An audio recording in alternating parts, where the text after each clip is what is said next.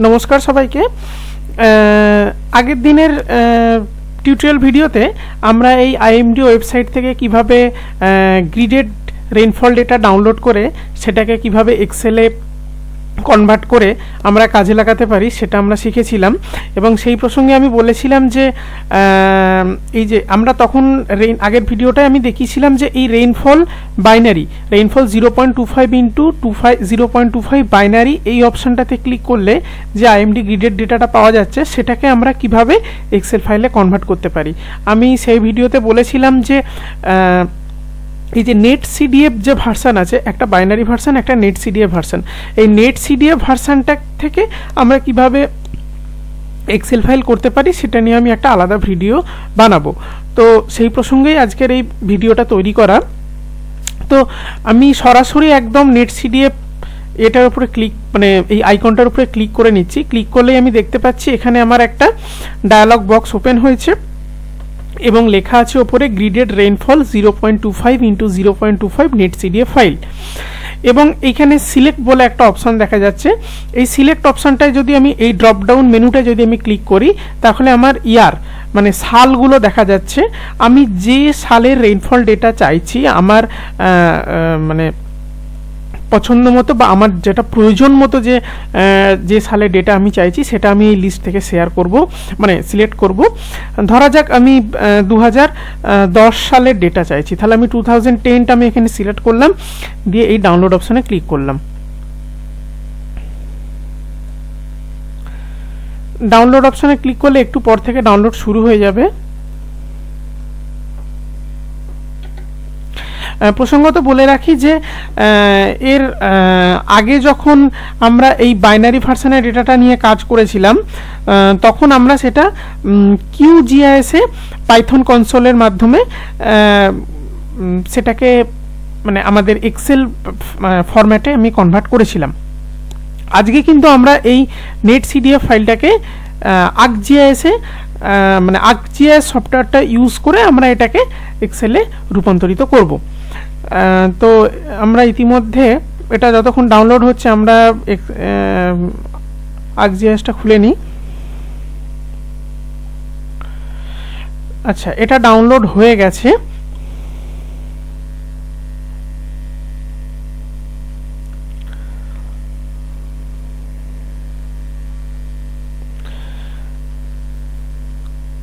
ArcGIS open হয়েছে। Arc tool box থেকে আমরা এই মাল্টি ডাইমেনশনাল টুলটা সিলেক্ট করব। মাল্টি ডাইমেনশনাল টুলটা সিলেক্ট করলে আমরা দেখতে পাচ্ছি এর ভিতর অনেকগুলো অপশান আছে। এই অপশানগুলোর থেকে আমরা এই make net CDF table view এইটাকে সিলেক্ট করব। এটার উপরে ক্লিক করলে আমরা দেখতে পাচ্ছি একটা ডায়ালগ বক্স খুলে গেছে। প্রথমেই আছে ইনপুট নেট সিডিএফ ফাইল। আমরা ইনপুট হিসেবে এই যে ডাউনলোড করা ডেটাটা 2010 সালের রেইনফল ডেটা এটাকে ইউজ করব।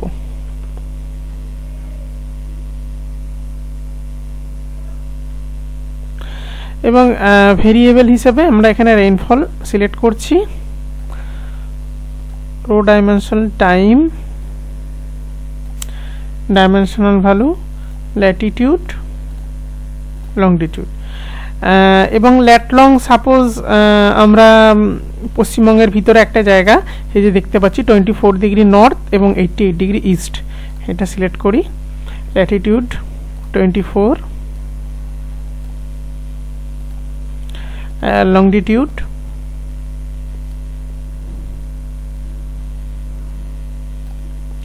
88, আর কিছু না, জাস্ট এবার ওকে।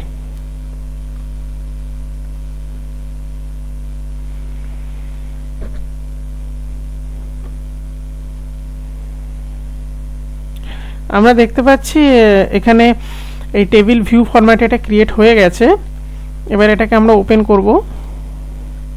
ওপেন করলে দেখতে পাচ্ছি যে OID যেটা নম্বর আছে মিনস এটা সিরিয়াল নম্বর, এবং টাইম, ডেট পরপর, এবং রেইনফল ইন মিলিমিটার।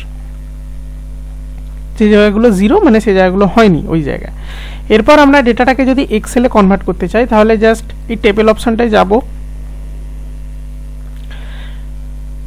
এক্সপোর্টে যাব, এখান থেকে অল রেকর্ডস, এখান থেকে আমরা একটা সিলেক্ট করছি রেইনফল ডেটার ভিতরে। সাপোজ এটার নাম দিলাম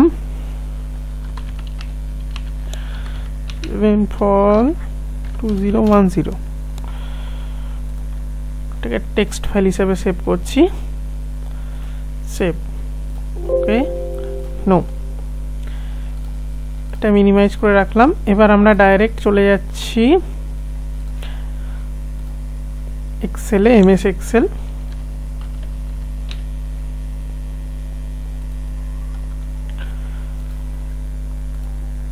দিয়ে আমরা ওপেন করব।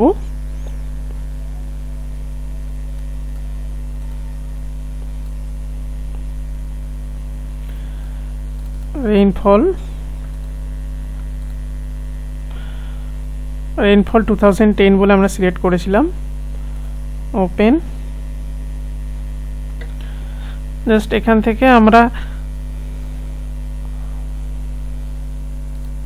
যে যে জায়গাগুলো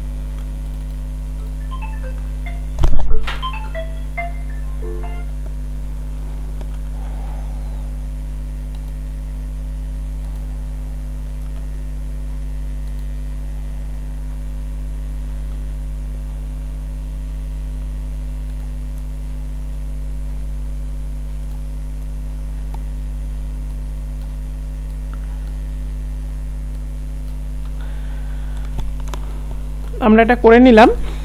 এবার আমরা দেখতে পাচ্ছি একদম পরিষ্কার টাইম, আমার এক্সেল ফাইলটা ক্রিয়েট হয়ে গেছে। এখানে টাইম দেখাচ্ছে, মানে টাইম এবং ডেট দেখাচ্ছে, এবং এখানে রেইনফলের যে পরিমাণ সেটা দেখাচ্ছে। পরিমাণটা অবশ্যই মিলিমিটারে। আমি যেমন এখানে দেখতে পাচ্ছি 1/1/2010, 2/1/2010, এইভাবে 30/1/2010, 31/1/2010, তারপরে 1/2/2010, এইভাবে পুরো একদম গোটা বছরের একদম 31/12 অবধি ডেটা আমার ওই পার্টিকুলার ল্যাট লংয়ে দেখাচ্ছে। যেগুলো যেগুলো বৃষ্টিপাত হয়নি সেগুলো 0। তো তাহলে আজকের ভিডিও এ পর্যন্তই। কেমন লাগলো অবশ্যই কমেন্ট বক্সে কমেন্ট করে জানাবে। নমস্কার।